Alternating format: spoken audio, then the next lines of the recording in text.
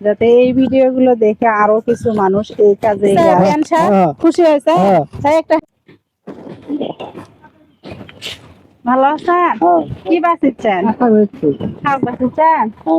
রোজা আছেন? তো যাই হোক, এর আগেও কিন্তু আমি এই বাড়িতে আসছিলাম, ঈদের বাজার দিচ্ছিলাম। তারপরে হচ্ছে যে আজকে কাপড় আনছি আপনার জন্য। আমার একটা ভাই কিছু টাকা দিছে মালয়েশিয়া, তো সেখান থেকে ওই টাকা দিয়ে আমি কিছু কাপড় কিনছি, আপনার জন্যও কিনছি। এই মানুষদের পাশে দাঁড়ানোর চেষ্টা করে। নেন গাও দেন দেখি। রাতের বেলা কিনছি, যে আলো মার্কেটের রং চং বোঝা যায় না কিছু, দাঁড়াবার পায় না। দাঁড়াতে তো হাসি দেন এদিকে।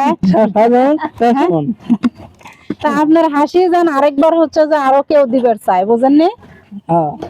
হ্যাঁ, তা খুশি হয়েছেন না? খুশি হয়েছি।